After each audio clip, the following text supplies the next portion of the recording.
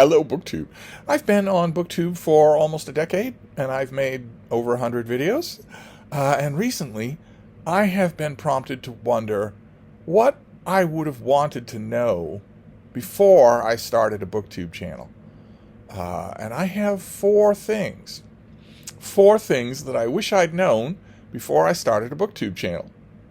And the first one is that lots and lots of people watch book review videos. Lots and lots of them do.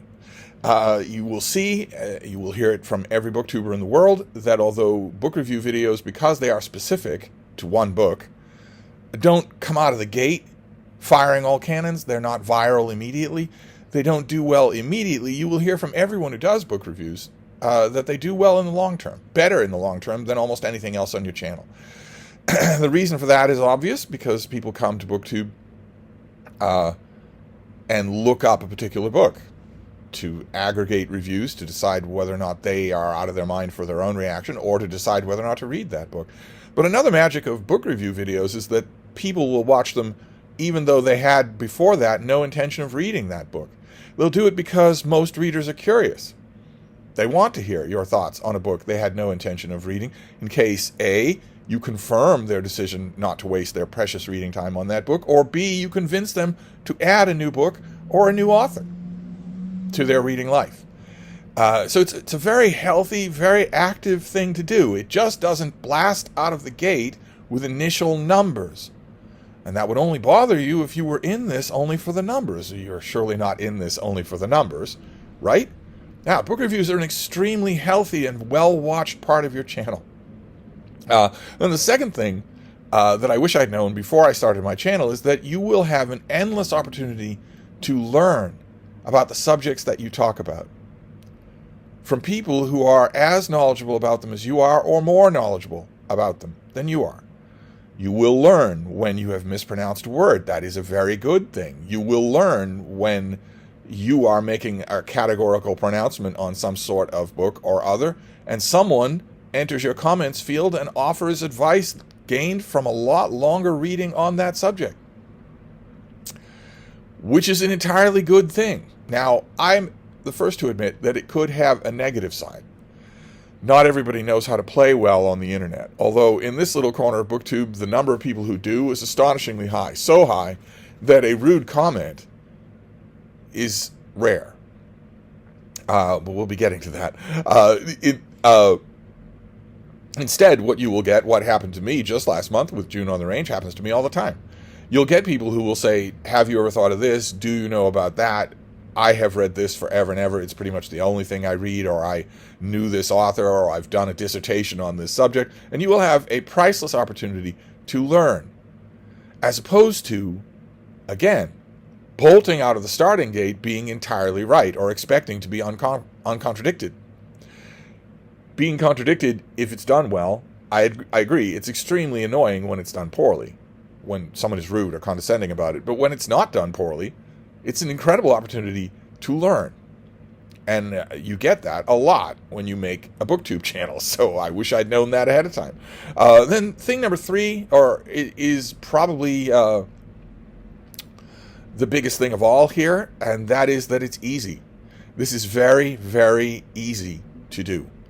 You do not need a microphone. You do not need a ring light or more than one ring light. You do not need wall baffles. You do not need an editing program. You do not need to edit your videos. You do not need to learn picture-in-picture insertion or any other kind of even minimal editing. You do not need to do any of that in order for your channel to take off. All you need to do is be interesting and be yourself. That's all that's necessary in order for you to build a community. And surely that's why you're doing this, right? To build a community.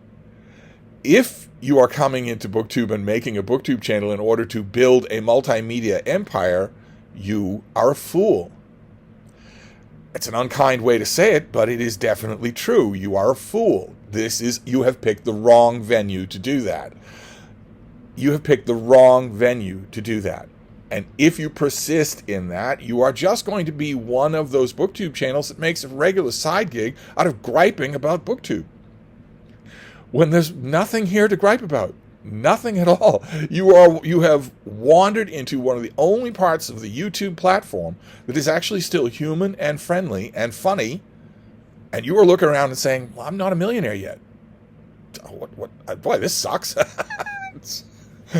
Surely you wouldn't do that. And so there is absolutely no need to wow them in the sticks. There is no need for any of that stuff. Not only is it easy, you do not need any editing software. You do not need to edit. Your ums and ahs are not nearly as ostentatious as you think they are. You do not need to learn picture-in-picture. You do not need expensive ring lights. You don't need an expensive camera. You don't need anything like that. None of it. You don't need any of that to make a channel that is a success. Not only is that true, but it also gets easier as you go along. You learn how to see yourself talk. You learn how to hear yourself talk. You learn, by listening, your own little tics, your own verbal mannerisms. And you learn whether or not you like them, or at least can live with them, or whether or not you want to consciously change them. That is something that naturally improves with practice. So if I had been listening to advice before I made a BookTube channel, and maybe someone had said, that never gets any easier, it's always a struggle, and you're always laying out money for equipment, and the equipment's never good enough, and that's because you're not good enough on camera. If I'd heard all of that, there's no chance I would have made a BookTube channel. I wouldn't have agreed to do it at all. I would have thought it was too hard, too complicated, not enough ROI. I would have thought that is, if I'd been going into BookTube to make a multimedia success of myself. I think it all comes down to why you're doing this. If you're doing this to make a community, to find like-minded friends, to get your voice out there and respond to their voices, then you don't need any of those things. Then it's easy to do. You already have the technology to make a video. You already have that. You don't need to go out and buy that. You have a phone and you have a computer. So you already have the technology to make a video, and presumably you already have the subject matter. You read, or you wouldn't be interested in making a BookTube video at all. Presumably you already have your subject matter. You read. And despite the second thing that I mentioned, there's one subject that you know better than anybody, and that's your own reading life. You know that. You are the foremost expert on your own reading life. So you can make videos about that with complete authority, without fear of being contradicted by anybody. Although, why you should fear to be contradicted or educated on a subject, I don't know. Almost that kind of an objection, almost that kind of thing you wish you'd known before you started a BookTube channel, makes it sound almost, if I were being uncharitable, like what you expected your BookTube channel to be was a lecture series, where you make your way to the podium through throngs of applause. You get up at the podium, you speak, no one listens, no one contradicts you, no one interjects. You don't know any of the people in the crowd, you can't see them, the floor lights are blocking them from you, and then you leave the podium, again to thunderous applause. But that's not BookTube. That might be some other part of the internet, maybe a men's advice channel, although they're dying. But it's not BookTube. So coming into BookTube expecting that would be a little odd. That would be a little odd. No, the BookTube that we're talking about here is very easy to do. You just turn on whatever video recording equipment you have and start talking about your reading life, a subject you know better than anybody. If in the course of talking about your reading life, someone interjects with, this is the right way to pronounce that, well, then you now know the right way to pronounce that. If you remember that right way to pronounce it, fine. If you don't, also fine. If someone interjects and says, you look a little fatter than you did in your first 10 videos, so that person is a jerk. I was presuming that before you started making BookTube videos, you were familiar with the fact that there are jerks in the world. I'm presuming that you were familiar with that fact. So it's not a sudden shocking thing to find them online. They rather proliferate online. You can ignore them, you can block them from your channel, but they're just a jerk. They're not a reason not to start a channel. Jerks are everywhere, especially if you're dealing with a public platform. And then there's the last thing that I wish I'd known before I started a BookTube channel. which is that according to YouTube metrics, no one watches past the first 60 seconds of your video. And that is a lie. That is not true. It's true in the metric sense. If you go to the metrics of your channel, you will see that. But I'm not talking about the longer than 60 seconds part that is the lie. I'm talking about the no one lie. Bots don't watch longer than that. Automated bots don't watch longer than 60 seconds, obviously, because automated bots don't have an attention span. They don't have an attention. They don't have a prefrontal cortex. They aren't human. They don't have a brain. Automated bots click on and then click off. They click on, they scan, they spider, they record, and then they click off. Automated bots do that, not people. As you will, I suspect, discover if, for instance, you were to make a 4 things I wish I'd learned before I started a BookTube channel video and make your final comment something to the effect of no one watches longer than 60 seconds, I would suspect that if you did that, your comment section would be entirely full of people, not bots, but people saying they watched all the way to the end. Which raises the question, if that's true, and that is true, if you do that, your comment section will, as you knew before you did it, be full of people saying they watched all the way to the end. If that's true, and it is true, because it is demonstrable, you can see your comments field that it's true, then it raises an obvious question. Are you in this for the bots, or are you in this for the people? If you're in this for the bots, if you want a high retention rate, if you want to be doing all the automatic signpost things, the wacky edits, the wacky flash graphics, the wacky animation and whatnot, the inevitable incoming use of AI, if you're using all of those things in order to retain the bots, because you're giving them more stuff to spider crawl and copy, well, I would suggest again that you're in the wrong place.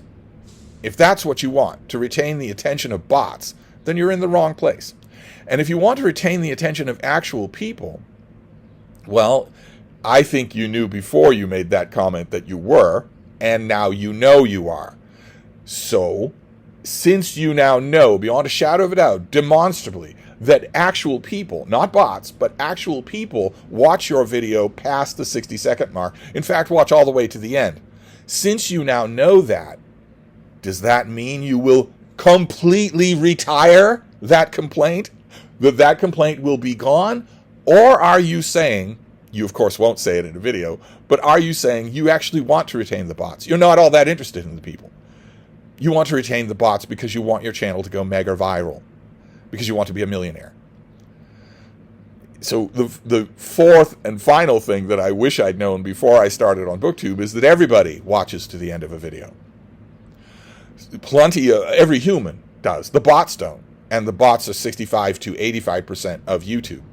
They're 65 to 85% of the views that you get. No matter how big your channel is, no matter how small it is, 65 to 85%. I am not here subscribing, nor am I raising really for examination the whole theory of the dead internet. But bots watch your videos. The huge majority of views that your videos get are bots. If you start a BookTube channel intending to wow the bots, go viral, and be a millionaire, well, then you're making a foolish decision. That is a foolish decision. That virtually never happens. And it needs certain factors to be aligned perfectly before it will. If those factors aren't aligned perfectly, if you aren't a beautiful young woman, a beautiful young man, probably that's not going to happen. And by probably, I mean 99.9%. Now, why you would take a gamble with 99.9%, I don't know. But then again, I don't know why you would start a channel wanting to do that. If you started a kids channel, or a consignment selling channel, or a men's advice, a manosphere channel, well then, yeah, I could understand, because then you would be getting a huge amount more traffic. A huge amount more bots, but a huge amount more chances for monetization. But books? Nobody reads. Nobody reads at all. Fewer people read books for pleasure in a year than die statistically in a year in the world. Meaning that since we are lower than the attrition rate of simple human population mortality, we statistically don't exist. Statistically, nobody reads. The total number of people who read energetically and enthusiastically for pleasure in the world is lower than the number of people who die from natural causes in the course of a year. We don't even break the attrition ratio.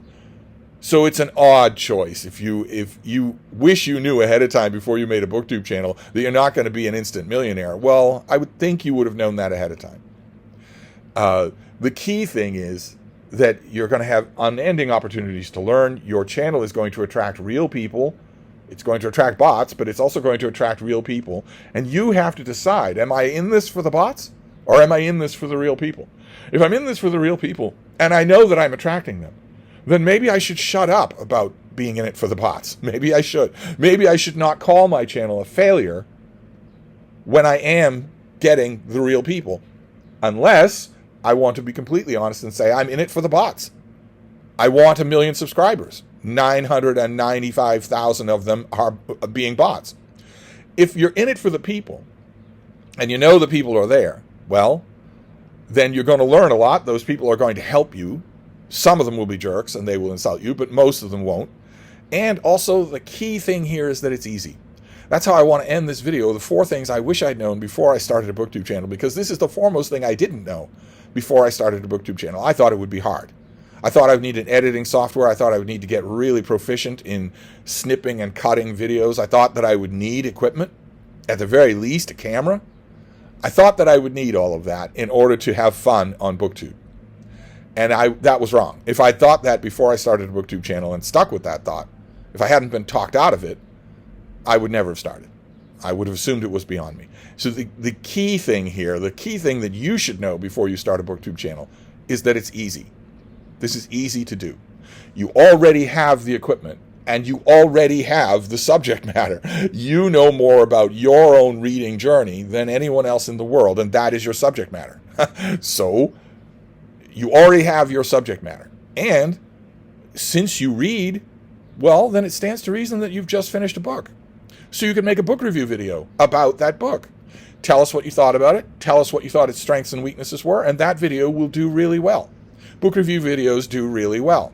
They don't blast out of the gate. They don't give you the maximum ROI so that you can leverage this property and then sell it over to a mergers and acquisition firm who will chop it up for parts. So you made your killing with your IPO and now you're out to some other thing. It won't do that. Why would anyone want anything to do that? It won't do that. But book review videos steadily gain viewers over time in a way that most of your other videos don't. And you can do that. You're in the perfect position to do that. You don't need any equipment. You already have the device you need to film. You don't need any special niche. You already have the subject that you are the world's foremost expert on, your own reading. And you already have at least a subject for a few videos because you are finishing books. So you could do book reviews, which do really well on BookTube. So there you go. So given all of that, given those 4 things, and given that, especially that main thing, that this is easy to do, just start a camera and make a conversation. Tell me about what you're reading. Tell me about what you just read. Tell me about what you want to read. And that's just the bare beginning. BookTube gives you a lot of material to keep going from there. There are always BookTube events. There are always welcoming BookTube communities. Individual BookTube channels will be incredibly welcoming to you and will invite you along on things that you can then talk about. There will be voyages of discovery because there will always be somebody out there that knows more than you, and that's a wonderful thing. That's a wonderful thing. You are always in a position to be learning. The key thing to take from all of these things that I wish I'd known before I started a BookTube channel is that you yourself should start a BookTube channel. You already have all the things you need. You don't need any equipment. You don't need any software savvy. You don't need any special subject matter knowledge. You already have the things you need. You are already a reader. You already know about your own reading. You already read books, and you already have the equipment you need to make a video. So I say, start it. Start it this week. Most of the people in the United States are headed towards a long weekend. Why don't you start it this weekend? It's very easy to do. Little basics, just a few. You don't want an ominous open door behind you. You don't want a refuge or trash or a strange person just standing in the background behind you. Give a minute's thought to your background. Is there a way that you can position your camera or your laptop so that the thing behind you is your bookshelf? Is there a way to do that? Or a blank wall, or pleasant scene, something like that. you want to test ahead of time your audio quality and see what you can do with making it as good as possible. One easy way around that is to get closer to the camera, get closer to the microphone. That will often help just enough. And do you have your ducks in a row? Not, are you an expert on your subject, uncontrovertible by any peons in the crowd that you can't see because the floor lights are blocking them. Not that. But do you have your ducks in a row? So do you know what you're going to talk about? Not every last detail of it, but you know what you're going to talk about. Have you concentrated, taken that deep breath and said, okay, now I'm going to make a video. That doesn't make it false. That just means that you're not wandering all around like Brown's cows in the course of the video. Those things that I just mentioned, a little bit of thought to a background, a little bit of thought to concentrating your thoughts, those are easy. Those are easy to do. And they get easier the more you do them. So you have literally everything you need. You take those little precautions at a time. Just put your books in the background. Just angle things so that you take a minute to stand and look at what your options are instead of just filming right where you usually sit. In case behind you, right where you usually sit, is not good. You don't want to be backlit, for instance. You want the light to be flowing on you if possible. You like a nice, non-objectionable background if possible. And then all the rest of it lines itself up. What do you want to talk about and why? You already have the equipment. You already have the know-how. You already have the subject matter. So I say that the foremost thing I wish I'd known before I started a BookTube channel is what a good idea it is to start a BookTube channel. Just don't go into it with the wrong priorities. Don't expect that you're going to be a viral hit. Don't expect that you're going to make lots of money. Don't go into it wanting to talk to the bots. Go into it wanting to talk to the community. I guarantee you, if you do that, the community will want to talk to you. So anyway, so an encouragement, a periodic encouragement for you to start a BookTube channel. You'll be glad you did. Thank you, BookTube.